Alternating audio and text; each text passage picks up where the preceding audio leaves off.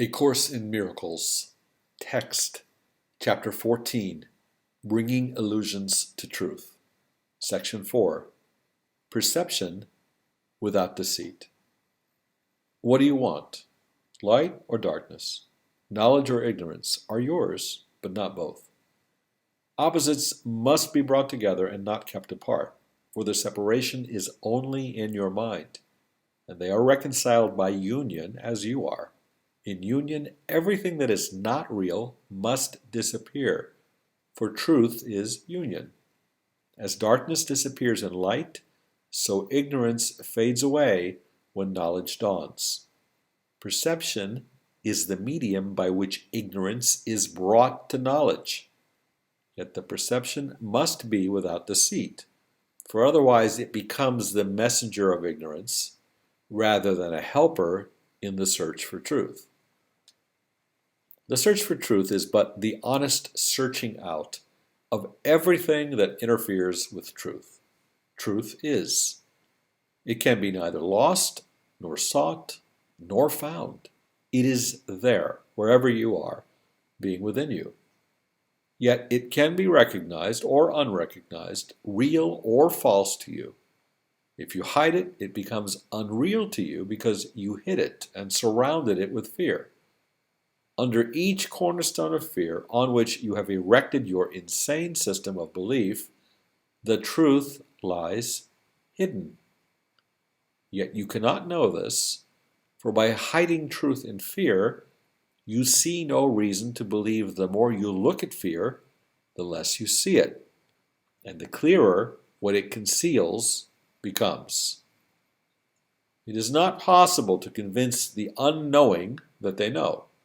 From their point of view, it is not true. Yet it is true because God knows it. These are clearly opposite viewpoints of what the unknowing are. To God, unknowing is impossible.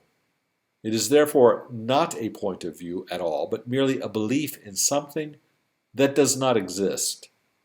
It is only this belief that the unknowing have, and by it they are wrong about themselves. They have defined themselves as they were not created. Their creation was not a point of view, but rather a certainty. Uncertainty, brought to certainty, does not retain any conviction of reality. You must have noticed that the emphasis has been on bringing what is undesirable to the desirable, what you do not want to what you do. You will realize that salvation must come to you this way if you consider what dissociation is. Dissociation is a distorted process of thinking whereby two systems of belief, which cannot coexist, are both maintained. It has been recognized that if they were brought together, their joint acceptance would become impossible. But if one is kept in darkness from the other, their separation seems to keep them both alive and equal in their reality. Their joining thus becomes the source of fear. For if they meet, acceptance must be withdrawn from one of them. You cannot have them both, for each denies the other. Apart, this fact is lost from sight, for each in a separate place can be endowed with firm belief. Bring them together, and the fact of their complete incompatibility is instantly apparent. One will go because the other is seen in the same place. Light cannot enter darkness when a mind believes in darkness and will not let it go. Truth does not struggle against ignorance, and love does not attack fear. What needs no protection does not defend itself. Defense is of your making. God knows it not. The Holy Spirit uses defenses on behalf of truth only because you made them against it. His perception of them, according to His purpose, merely changes them into a call for what you have attacked with them. Defenses, like everything you made, must be gently turned to your own good, translated by the Holy Spirit from means of self-destruction to means of preservation and release. His task is mighty, but the power of God is with him. Therefore, to him it is so easy that it was accomplished the instant it was given him for you. Do not delay yourselves in your return to peace by wondering how he can fulfill what God has given him to do. Leave that to him who knows. You're not asked to do mighty tasks yourself. You are merely asked to do the little he suggests you do, trusting him only to the small extent of believing that if he asks it, you can do it. You will see how easily all that he asks can be accomplished. The Holy Spirit asks of you but this: bring to him every secret you have locked away from him.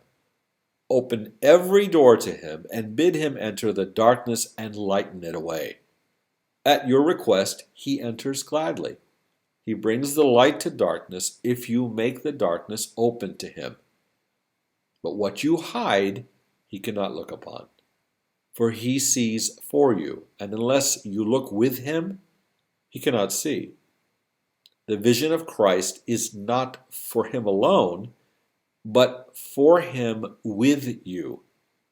Bring therefore all your dark and secret thoughts to him, and look upon them with him. He holds the light, and you the darkness. They cannot coexist when both of you together look on them. You cannot see alone. Sharing perception with him whom God has given you teaches you how to recognize what you see. It is the recognition that nothing you see means anything alone.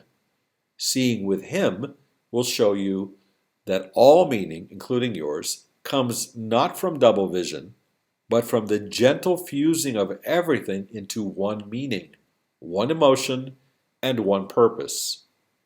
God has one purpose which he shares with you. The single vision which the Holy Spirit offers you will bring this oneness to your mind with clarity and brightness so intense you could not wish for all the world not to accept what God would have you have. Behold your will, accepting it as his, with all his love as yours, all honor to you through him, and through him unto God. In the darkness you have obscured the glory God gave you and the power he bestowed upon his guiltless Son. All this lies hidden in every darkened place, shrouded in guilt and in the dark denial of innocence. Behind the dark doors which you have closed lies nothing, because nothing can obscure the gift of God. It is the closing of the doors that interferes with recognition of the power of God that shines in you. Banish not power from your mind, but let all that would hide your glory be brought to the judgment of the Holy Spirit, and there undone. Whom he would save for glory is saved for it. He has promised the Father that through him you would be released from littleness to glory. To what he promised God, he is wholly faithful, for he shared with God the promise that was given him to share with you. He shares it still for you. Everything that promises otherwise, great or small, however much or little valued, he will replace with the one promise given unto him to lay upon the altar to your Father and his Son. No altar stands to God without his Son, and nothing brought there that is not equally worthy of both, but will be replaced by gifts wholly acceptable to Father and to Son. Can you offer guilt to God? You cannot. Then offer it to his Son, for they are not apart, and gifts to one are offered to the other. You know not God because you know not this, and yet you do know God, and also this. All this is safe within you, where the Holy Spirit shines. He shines not in division, but in the meeting place where God, united with his Son, speaks to his Son through him. Communication between what cannot be divided cannot cease. The holy meeting place of the unseparated Father and his Son lies in the Holy Spirit and in you. All interference in the communication that God himself wills with his Son is quite impossible here. Unbroken and uninterrupted love flows constantly between the Father and the Son, as both would have it be, and so it is. Let your minds wander not through darkened corridors, away from light's center. You may choose to lead yourselves astray, but you can only be brought together by the guide appointed for you. He will surely lead you to where God and his Son await your recognition. They are joined in giving you the gift of oneness, before which all separation vanishes. Unite with what you are. You cannot join with anything except reality. God's glory and his Son's belong to you in truth. They have no opposite, and nothing else can you bestow upon yourselves. There is no substitute for truth, and truth will make this plain to you as you are brought into the place where you must meet with truth. And there you must be led, through gentle understanding which can lead you nowhere else. Where God is, there are you. Such is the truth. Nothing can change the knowledge given you by God into unknowingness. Everything God created knows its Creator. For this is how creation is accomplished by the Creator and by his creations. In the holy meeting place are joined the Father and his creations, and the creations of his Son with them together. There is one link which joins them all together, holding them in the oneness out of which creation happens. The link with which the Father joins himself to those he gives the power to create like him can never be dissolved. Heaven itself is union with all of creation and with its one Creator, and heaven remains the will of God for you. Lay no gifts other than this upon your altars, for nothing can coexist beside it. Here your meager offerings are brought together with the gift of God, and only what is worthy of the Father will be accepted by the Son, for whom it was intended. To whom God gives himself, he is given. Your little gifts will vanish on the altar where he has placed his own.